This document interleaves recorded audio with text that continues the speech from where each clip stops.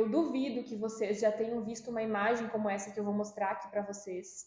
E eu quero também que esse vídeo sirva como um apelo para que vocês não deixem que isso aconteça aí com os pacientes de vocês. Gente, hoje quem trabalha com crianças na fisioterapia precisa entender sobre o protocolo de vigilância e sobre como a gente faz para prevenir luxação de quadril, para que isso aqui, nessa imagem que eu estou mostrando, não aconteça.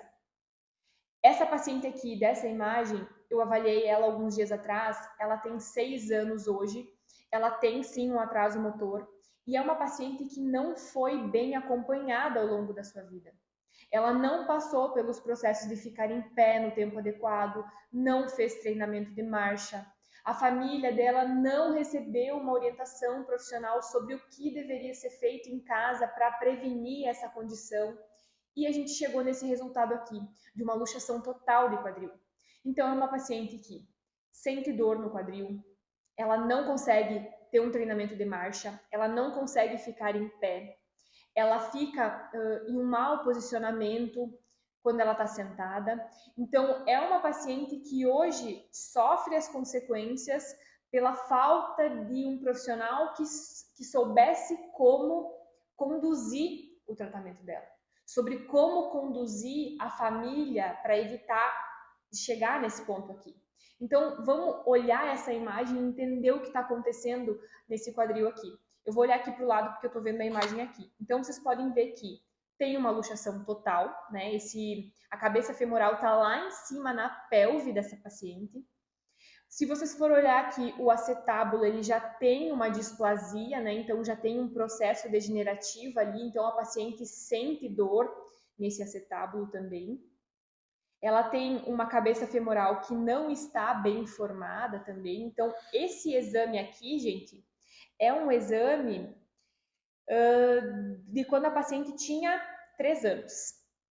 Só que ela fez uma cirurgia de quadril, tá? Ela fez uma cirurgia de quadril para resolver essa questão. Então, lembrando que hoje ela tem 6 anos, ela fez essa cirurgia alguns anos atrás.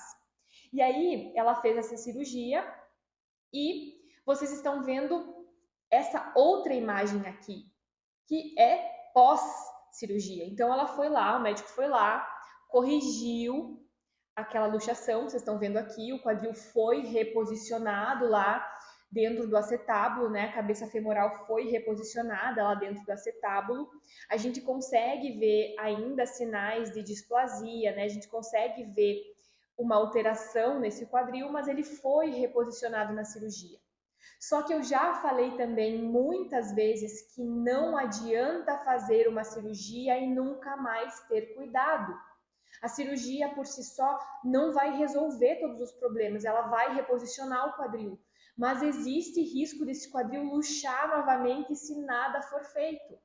Então, o que aconteceu no caso dessa paciente? Ela foi lá, fez a cirurgia, só que depois da cirurgia, ela não teve um acompanhamento fisioterapêutico, ela não fez reabilitação. Mais uma vez, o tratamento dela foi negligenciado, a família não recebeu a orientação que deveria. E o que aconteceu? Essa outra imagem aqui que eu vou mostrar para vocês, está aparecendo aqui, o quadril luxou de novo. Então, esse quadril tá assim agora, ele tá com uma luxação maior do que 50%, novamente, pós-cirurgia. Então, o que vai acontecer agora? Essa paciente vai ter que passar por uma nova cirurgia, porque agora, com 50% de luxação, não tem como a gente colocar essa paciente em pé de novo. Esse quadril está com uma subluxação, aliás, de 50%. Então, agora, se eu colocar ela em pé no tratamento, essa subluxação vai aumentar cada vez mais. E ela não está descarregando peso nesse quadril, porque ela já está sentindo desconforto.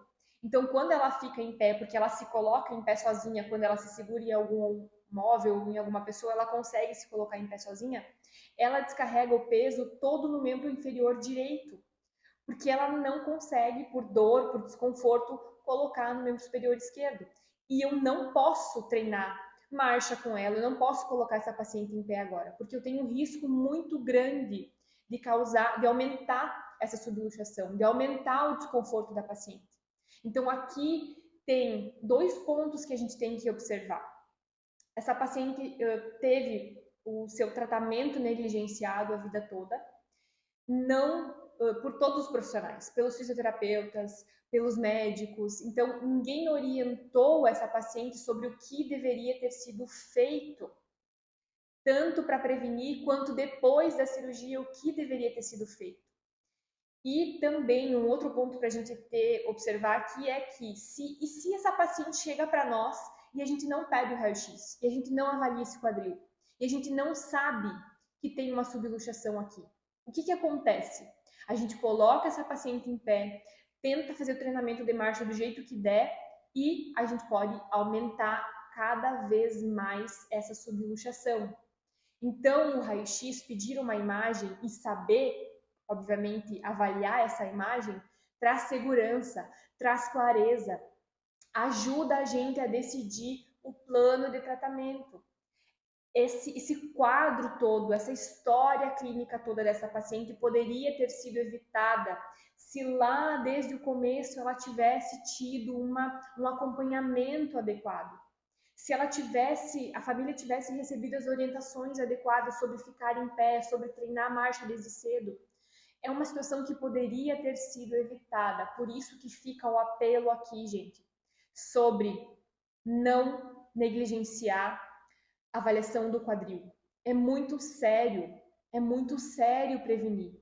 Então, gente, vocês como fisioterapeutas não negligenciem, não fechem os olhos para isso, não deixem que isso aconteça. Se é algo que a gente pode prevenir, a gente tem o dever de prevenir.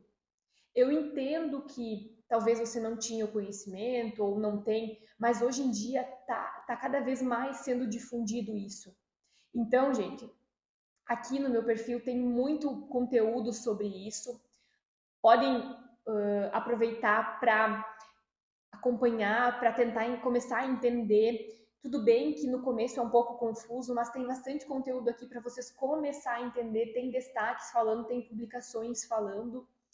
Então, podem me mandar direct também, a gente pode ir conversando. Só não deixem que um quadro desses aconteça aí com o paciente de vocês, tá? Porque agora essa paciente vai ter que passar por uma nova cirurgia, tem toda a questão de passar por mais um tempo de imobilização, de período sem terapia, e aí depois a gente vai ter que ver ainda como que ela vai ficar, como que esse quadril vai ficar, porque ele já passou por outras cirurgias antes, então a gente acaba perdendo um pouco da funcionalidade dele, tá? Então, seja a pessoa que não deixa que isso aconteça.